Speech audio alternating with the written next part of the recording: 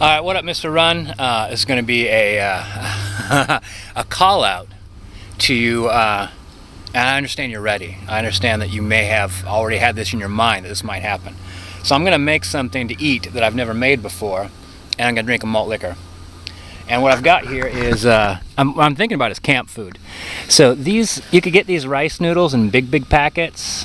So you could get these little instant things that's kind of like, you know, it's paying a lot for less.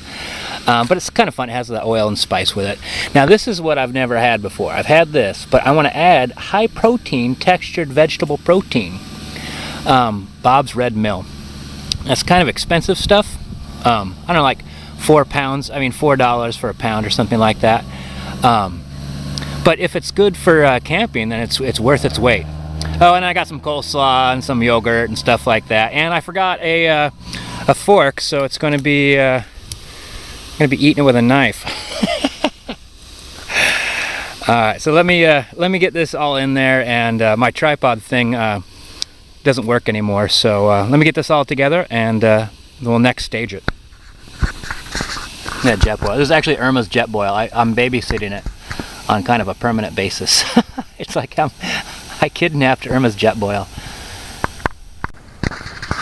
Alright, time to make a call out video to MrRunawayfive. What up, Mr. Run?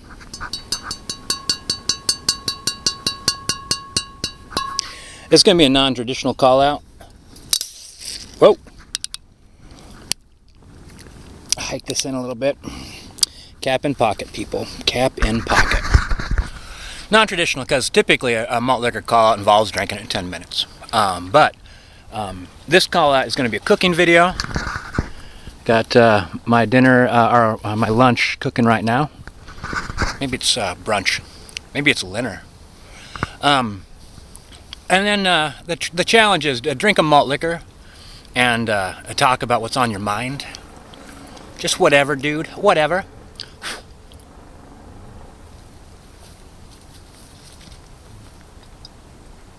Actually, I might walk into the water too. I was just thinking we're coming right up to the very end of where I'm just going to walk straight into the water in the middle of the day. Like the water's getting shallow. Days are getting colder. I'm going to miss summer so much. At one point in time, Mr. Run, I was doing a lot of traveling, and for 2 years, wherever I traveled, pretty much continuously, it was summer. And man, that was pretty nice. I was doing the summer here, and then I'd do a summer in Australia, and I bounced back and forth for a bit like that. And it was just wonderful. I mean, even a winter in Australia is pretty much like a summer here.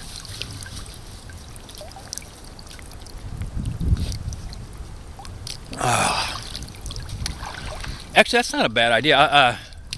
You know, I'll tell you how I ended up going to Australia. I fell in love. So I was traveling. I was traveling through Europe as well, not at the same time, but a different time. A friend of mine said, "My sister's getting married, and I'm going to Greece." And he was my best friend.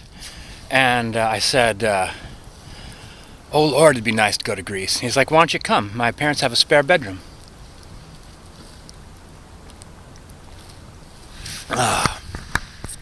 And he wasn't entirely serious, I found out later. He just didn't expect me to, because he could get the time away through vacation and get a leave of absence, and I didn't have any vacation time. I had to quit my job to go. So I quit my job and went to Europe for 3 months, and God, I had a wonderful time. And when I was there, I met this really fantastic lady. Someone asked me to describe her once, and I said, "Oh, an awful lot like a Greek goddess, except Australian." And that somebody was a girlfriend. And I don't know why girls ask about exes. Like, I'm either going to say she was the best woman in the entire world, which is my option. Like, you know, of course she was. She was the most beautiful, intelligent person in the entire universe. And the reason why it didn't work out is because I'm an oaf. I'm an oaf, a beast, a slob, and a scoundrel.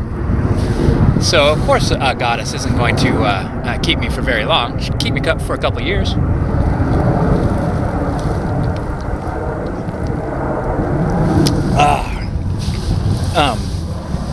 Yeah, or you'd say something like, "Oh, I hated her. She was terrible. What a meanie she was. She was up all night gambling. She liked to fire guns in the house. She would tear out pages of my family Bible and then send hate mail to Donald Trump. She'd do it every day. Donald Trump sent people around. They beat me up." No, you're like, she was amazing, of course. I've never dated anybody that wasn't. So I met her in Greece, and gosh, she was so awesome. And then I think she jokingly said, we stayed in contact, and I think she jokingly said, "Why don't you come down here for a visit?" And I'm like, "All right, I will." She's like, "Well, wait a minute. People got to stop inviting me places, because I go."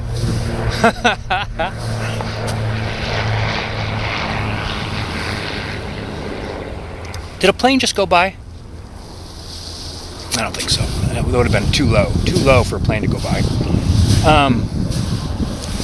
Yeah, so I went to Australia, and it's like subtropical rainforest.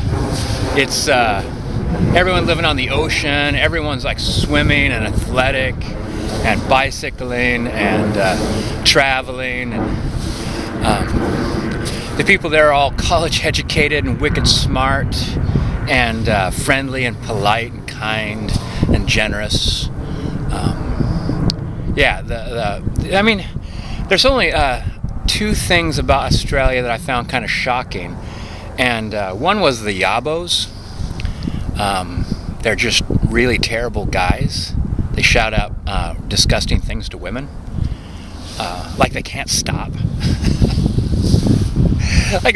It's like they have Tourette's. Yabos are actually men with sexual Tourette's, where like they're just doing their work. They're working on someone's house. A neighborhood woman walks by. And they're going to be working on the house for a couple months. They turn around and say, "Oh, baby, I was," and they say something disgusting to her. And she's like, "All right, well, I just live 2 doors down, so are we going to be shouting that out to me every day?" Like, all right, well, so you're at a workplace now.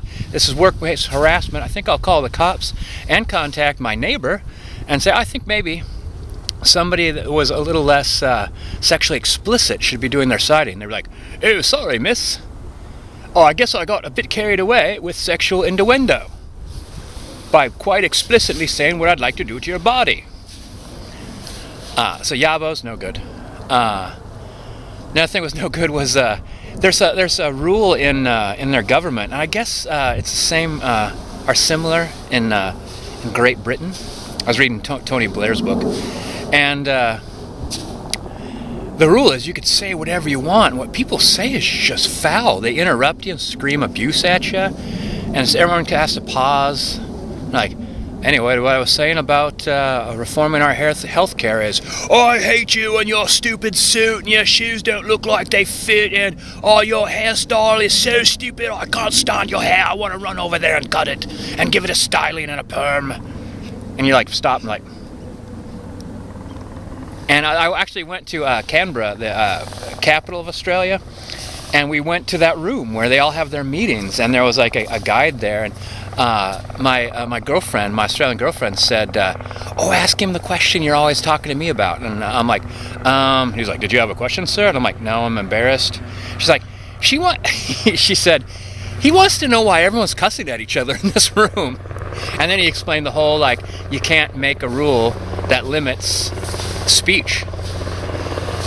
But I was kind of wondering, like, can you just make a rule where people can, like, wait for you to finish talking before they start screaming abuse at you? "Now we will break for 2 minutes of screaming abuse," and everyone just launches to their feet and starts yelling at one another.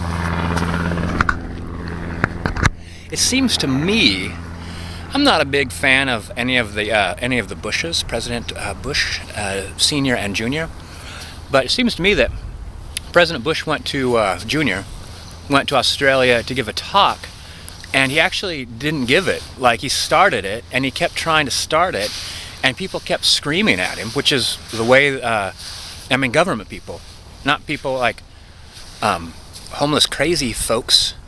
Like, typically where I see all my screaming, it's homeless crazy folks. There it's elected officials. And they screamed down. Eventually he's like, all right, well, that's good enough. I think I've said what I needed to say, which was, hi, how's everybody doing? I just wanted to talk about, our domestic foreign relations. And everyone's like, oh, blah, blah, blah, blah. You suck.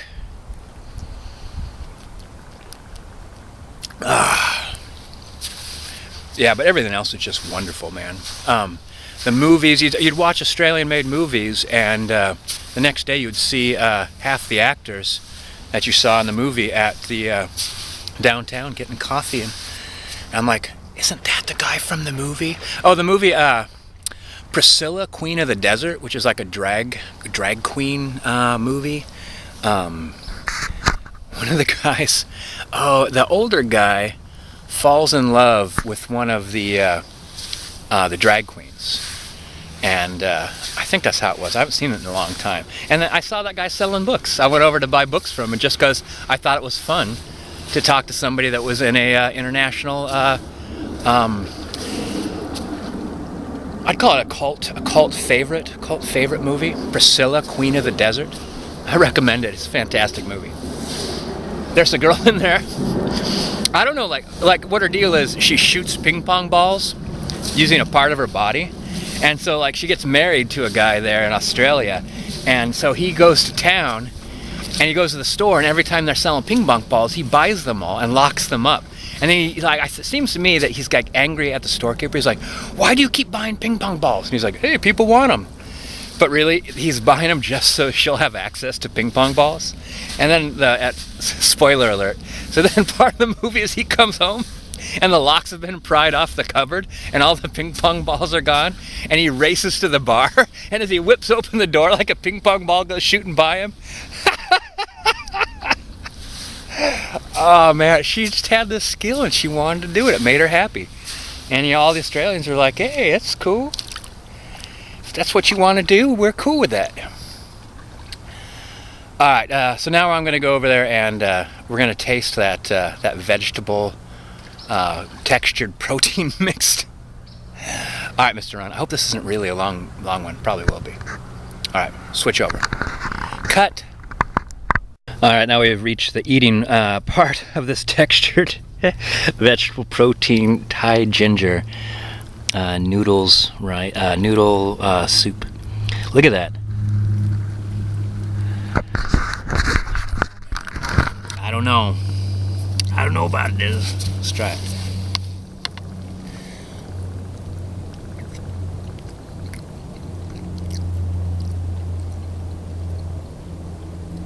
Oh, this is really good.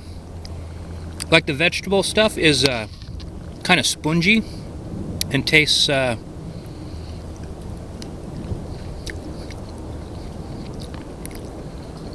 my god, this is really good.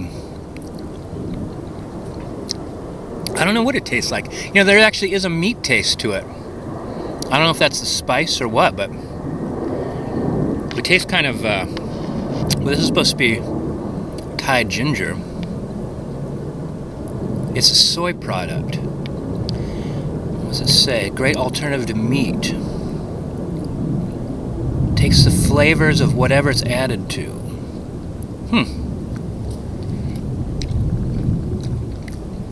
Holy smokes. This is the best thing ever. And look how lightweight this is. 10 ounces, 280 is 80, like that giant pack is 10 ounces. And I only used a small handful of it, so this would be great. Like, combine this with the noodles. Already comes with spices and oil. Oh Lord. Alright, Mr. Ron, there you go. Something I've never had. I'm definitely adding this to my lightweight camping. That's fantastic. Alright, buddy. See you in the tubes.